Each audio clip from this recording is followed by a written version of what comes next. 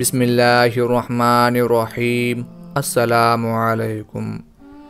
حضور نبی کریم صلی اللہ علیہ وآلہ وسلم اپنے صحابہ کرام کے ساتھ مسجد نبوی میں تشریف فرما ہیں۔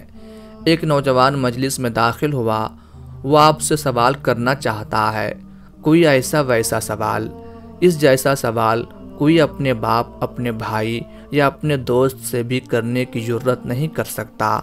آج تک اس قسم کا سوال شاید ہی کسی نے اپنے قائد، اپنے مربی سے کیا ہو۔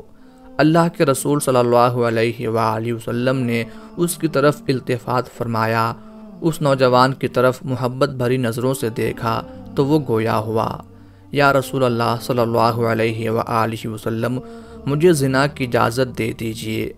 صحابہ کرام نے سنا تو حیران رہ گئے، بڑے متعجب ہوئے، بھلا کسی عام شخص سے بھی کوئی اس قسم کا سوال بھی کر سکتا ہے، اور یہ اللہ کے آخری رسول امام الانبیاء صلی اللہ علیہ وآلہ وسلم سے اس قسم کا سوال کر رہا ہے۔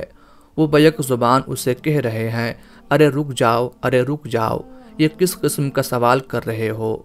کس شخصیت سے یہ سوال کر رہے ہو جو کائنات کے باسیوں کو پاک صاف کرنے، ان کا تزکیہ نفس کرنے کے لیے تشریف لائی ہے؟ اس قبیح حرکت کو تو اسلام نے سختی سے مسترد کر دیا ہے۔ اگر کوئی شادی شدہ ہے تو اس کی سزا اتنی شدید ہے کہ اس کا تصور بھی مشکل ہے۔ ناظرین کرام، آگے بڑھنے سے پہلے میں آپ کی توجہ اس طرف ضرور دلاؤں گا کہ کیا آج کے حکمرانوں میں سے کسی سے یا کسی وزیر، مشیر سے کوئی شخص اس قسم کا سوال کر سکتا ہے؟ پہلی بات تو یہ کہ کسی کی جرت ہی کہاں، اور اگر کوئی ایسا سوال کر بیٹھے تو ممکن ہے اسے جیل بھجوا دیا جائے، اسے مارا پیٹا جائے۔ مگر یہاں رحمت للعالمین ہے، اپنی امت کے سب سے بڑے خیر خواہ سے ایسا بیہودہ سوال کیا جا رہا ہے۔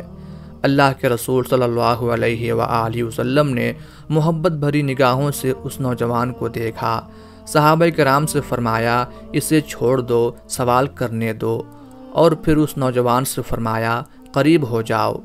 نوجوان اللہ کے رسول صلی اللہ علیہ وآلہ وسلم کے قریب ہو گیا، حتیٰ کہ آپ کے سامنے دو زانو ہو کر بیٹھ گیا۔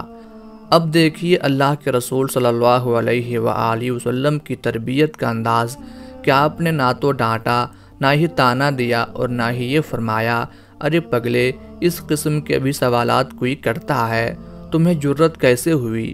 بلکہ ایک مشفق باپ کی طرح حضور نبی کریم صلی اللہ علیہ وآلہ وسلم اس سے بڑی محبت اور پیار سے بڑے عمدہ انداز میں سوال کرتے ہیں، کیا تم پسند کرتے ہو کہ ایسی حرکت کوئی شخص تمہاری ماں سے کرے؟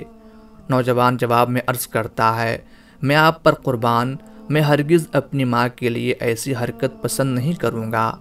ارشاد فرمایا، ساتھی، اسی طرح لوگ اپنی ماؤں کے ساتھ ایسی حرکت پسند نہیں کرتے۔ اللہ کے رسول صلی اللہ علیہ وآلہ وسلم اس نوجوان سے اگلا سوال کر رہے ہیں، کیا تم پسند کرتے ہو کہ کوئی شخص یہی حرکت تمہاری بیٹی کے ساتھ کرے؟ وہ نوجوان کہنے لگا، میں آپ پر قربان جاؤں، میں ہرگز اپنی بیٹی کے ساتھ ایسی حرکت پسند نہیں کروں گا۔ اللہ کے رسول صلی اللہ علیہ وآلہ وسلم نے فرمایا، کوئی بھی شخص اسے اپنی بیٹی کے ساتھ ایسا عمل پسند نہیں کرتا۔ اللہ کے رسول صلی اللہ علیہ وآلہ وسلم اس سے پوچھ رہے ہیں، بتاؤ، اگر یہی حرکت کوئی تمہاری بہن کے ساتھ کرے تو تمہیں کیسا لگے گا؟ نوجوان کہنے لگا، اللہ کی قسم، نہیں، میں آپ پر فدا ہو جاؤں، میں قطعاً پسند نہیں کروں گا۔ آپ صلی اللہ علیہ وآلہ وسلم نے فرمایا، لوگ بھی اسے اپنی بہنوں کے لیے پسند نہیں کرتے۔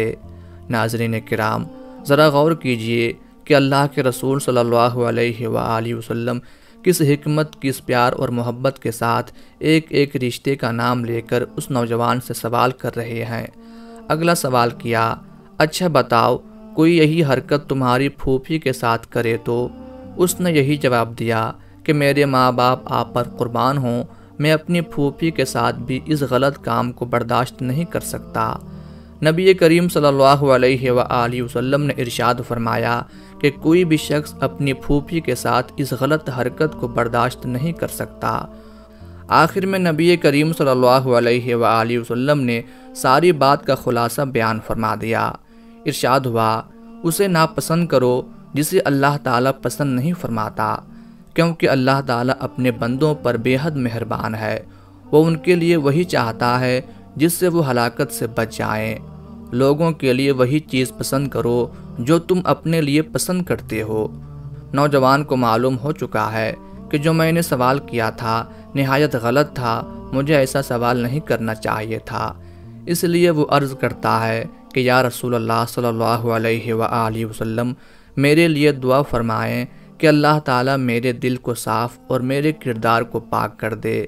مراد یہ کہ اس قسم کے وساوس اور شیطانی خیالات کو دل سے نکال دے۔ وہ رؤوف و رحیم نبی صلی اللہ علیہ وآلہ وسلم اس نوجوان کے سینے پر دست شفقت رکھتے ہیں اور اللہ کی بارگاہ میں اس طرح دعا فرماتے ہیں، اے اللہ، اس کے گناہوں کو معاف کر دے، اس کے دل کو صاف کر دے اور اس کی شرمگاہ کی حفاظت فرما۔ حضور نبی کریم صلی اللہ علیہ وآلہ وسلم نے اپنا مبارک ہاتھ اس نوجوان کے سینے پر رکھا۔ اس کی ٹھنڈک سے جو سکون اور چین ملا وہ پوری زندگی اس نوجوان کو نہیں بھولا۔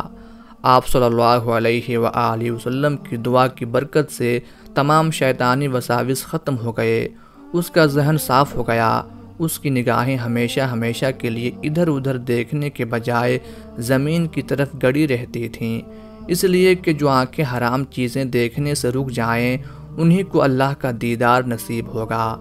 حرام نظریں اٹھانے والوں کو روز قیامت اللہ کے دیدار سے محروم کر دیا جائے گا۔ اللہ کے رسول صلی اللہ علیہ وآلہ وسلم نے نہایت بہترین انداز میں نہایت حکمت سے اس سے ایسے سوالات کیے جن سے اس کے دل و دماغ میں جو شیطانی خیالات تھے سب دور ہو گئے۔ وہ ہر سوال کے جواب میں انکار کرتا ہے کہ نہیں، میں ایسا برداشت نہیں کر سکتا۔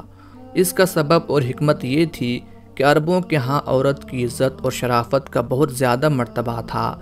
یہ لوگ تو اتنے غیور تھے کہ بیٹیاں پیدا ہوتیں تو بعض لوگ ان کو آر کے ڈر سے زندہ درگور کر دیتے، بچیاں جوان ہوتیں تو ان کی عزت و عصمت کی نہایت اچھے طریقے سے حفاظت کرتے۔